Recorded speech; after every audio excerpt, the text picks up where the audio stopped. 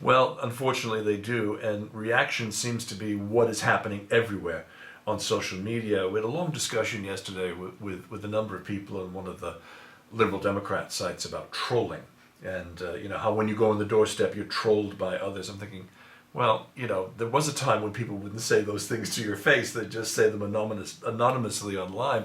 I got a wonderful trolling comment the other day when I posted about the Today Show being in the White House. Now, I've been a visiting member of the White House press corps since 2009. So I've been there many, many times, and it's wonderful to watch the Today Show people have the back access that they did to be able to go through.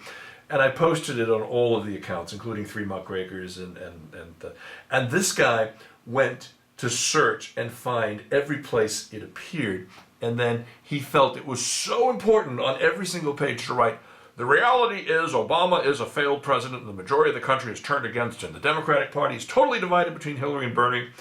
Hillary Clinton has too much baggage and cannot win the presidency. The Clintons are dirty. Hillary is a liar. The public does not like or trust her. The socialist communist Bernie Sanders cannot and will not win the presidency ever. Bernie Sanders supports a 92% income tax to pay for a massive expansion of governmental control."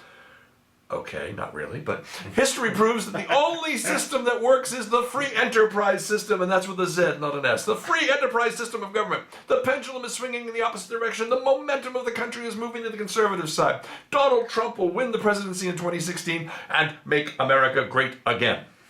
And the reality is, on this slide that I'm showing up behind us, there's a very long list of successes with this president, the things that he's managed to accomplish, but you live in this fact-free universe that is out there on all sides, and it is not getting any better. If anything, it's getting worse. I think social media adds to that. I mean, there's things people put on Twitter and stuff are awful. And they don't realise, I mean, partly it's non-factual, but it's also appallingly illegal and horrible stuff, and they don't understand, for example, that stuff which is published, and it is published on Twitter, has all the same legal rules as anything, as something in the Times or New York Times or on Wales Today, just the same. If it's published to a third party and defames somebody, potentially is libelous. Well, not in the USA because of the free speech. That's the problem, and the fact that but where does the because Twitter transcends national boundaries. Well, exactly. Well, that's it. I mean, if living here as a subject of Her Majesty in the United Kingdom, I were to defame somebody in the United States, they'd actually have the recourse to come back and sue me here in British court.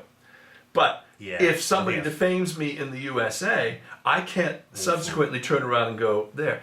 But worse than all this is, where's the editorial control? Where are the editors that then take something that appears on Twitter and then publish it as verbatim truth, and then they're not even going back and publishing retractions when it's proved wrong. And the fact is, the damage is done, and where does somebody go to collect their damage is done, It's a very difficult area.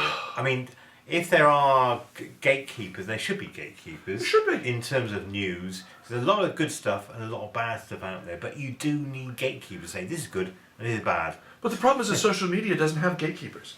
No. That if somebody goes out there and says Dennis Campbell is crap, there's nothing I can do anywhere to get recourse back. So you've got to be a hell of a lot stronger and more forceful.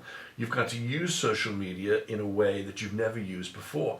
I'm having, again, more arguments inside my own party about the use of social media versus leafleting, which we talked about last week.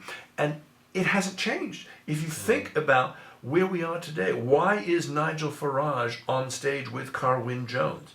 That gets ratings, that gets attention, that gets people to really sit up and say, yeah, why are we doing this? This Europe debate's going to be poisonous. It's going to break people apart. It will be. And, it will be. Yeah. I've had stuff on Twitter and I've been accused of being a, quote, lying bastard.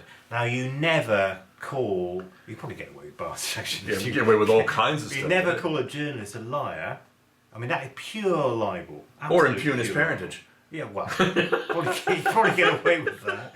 Am I a bastard? Am I? But anyway, We won't go there. I mean, you never say a journalist a liar, for example. No.